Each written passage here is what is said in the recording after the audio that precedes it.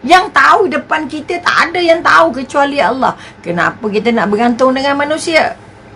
Kenapa kita nak ikut peta manusia? Ini kekuatan. Allah dah bagi tahu siap-siap. Maka sekali lagi, dalami ilmu agama, kamu boleh membimbing diri kamu sendiri.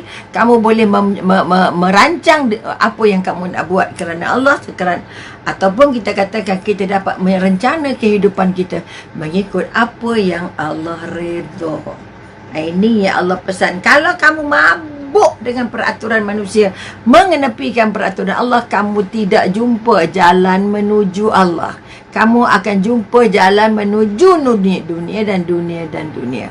Okey, sebab itu kamu sangat menginginkannya. Ini satu amaran juga kepada mak ayah.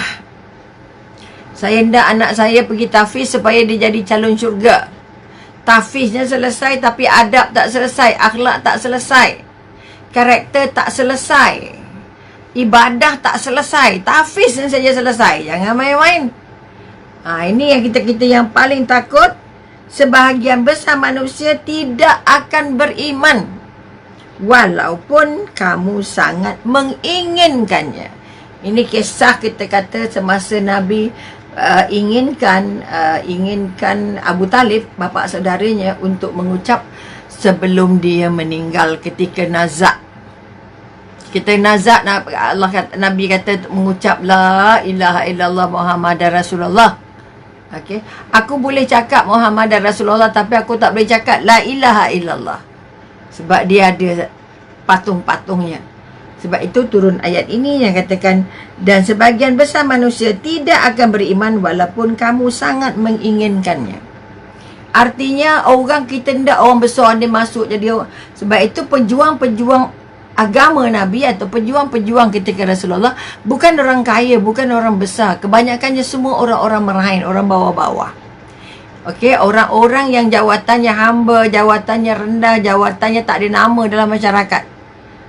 Dan kalau kita senaraikan pula orang yang menentang Rasulullah, semuanya orang besar-besar, semuanya orang ada kuasa, semua orang ada kekuatan.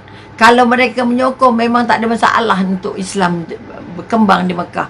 Tidak perlu pergi Taif, tidak perlu pergi Madinah. Okey, ini yang dipesan Rasulullah. Sebagian besar manusia tidak akan beriman walaupun kita tidak, walaupun kamu tidak sangat. Itu kata surah Nabi Yusuf, surah Yusuf. Kemudian kita katakan kita nak balik kekuatan. Kekuatan apa yang kita nak? Kita nak bahawa kita benar-benar merasa bahawa kita nak menambah ilmu agama setiap masa kerana kita nak benar-benar merasa nikmat dan manisnya beribadah kepada Allah. Sebab itu kalau kita kata, kita lihat perkatakan surat Al-Ansyiqah ayat 20. Okey, Al-Ansyiqah ayat 20, mengapa mereka tidak mahu beriman? Okey, mengapa mereka tidak mahu beriman? Kerana tidak dapat hidayah dari Allah. Kita nak sangat-sangat tapi mereka tak mahu.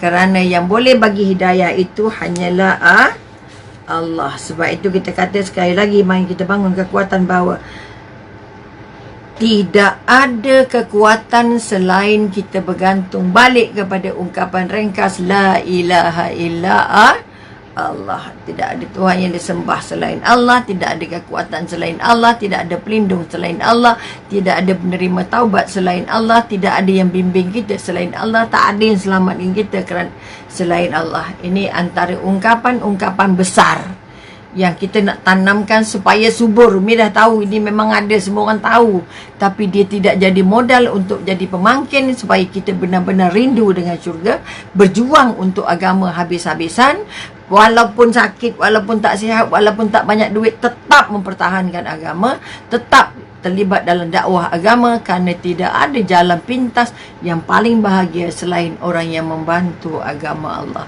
Maka mari sama-sama kita bantu, kita suburkan agama Allah ini ke dalam hati anak, dalam minda anak, dalam kelakuan-kelakuan anak. Kita tak mampu jadi guru kalau tong kita kosong. Sebab itu jangan takut kalau boleh beli gelang tapi tak boleh beli Ihya Ulumuddin. Okey, kalau kita kata tak boleh beli macam-macam tapi tak boleh beli kitab tauhid, kitab fiqh, kitab tasawuf, kitalah manusia yang paling malang dan paling malang pada anak dan malang dengan Allah.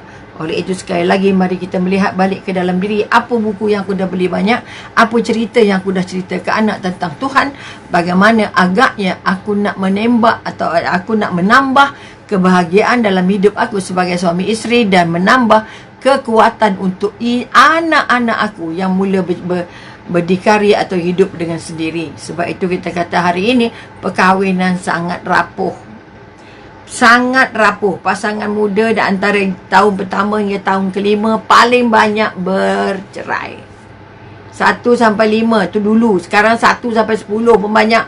1 sampai 20 pun ada, 1 sampai 70 pun ada perceraian. Kerana apa? Dia tidak memegang prinsip kepada Allah, tempat disembah dan menurut atau mengikut semua peraturan Allah dalam kehidupan. Macam mana pun dia akan terkecoh oleh iblis kerana tidak ada pendinding untuk di hatinya untuk tidak taat kepada iblis. Mudah-mudahan kita antara orang yang kita kata termasuk dalam golongan orang-orang yang bersyukur, orang-orang yang merasa bahawa dia mendapat petunjuk ke jalan yang lurus melalui bacaan Al-Qurannya, tadabburnya, fahamnya, buatnya. Mudah-mudahan kita diterima Allah sebagai hamba Allah yang sedang berjuang mempertahankan agama, mengembangkan agama, kata-kata menjaga kesucian agama dengan cara apapun. Walaupun sahaja menyapu sampah depan masjid, itu juga sudah dianggap sebagai satu usaha untuk mengukuhkan agama supaya rumah Allah itu bersih dan orang datang solat lebih senang hati. Ini kekuatan. Sebab itu kalau kita kerjanya mencuci tandas di masjid, cucilah dengan penuh ikhlas kerana Allah akan mensucikan hatinya, mensucikan kehidupannya dan akhirnya ditemukan dengan kehidupannya benar-benar ihdinas siratal mustaqim.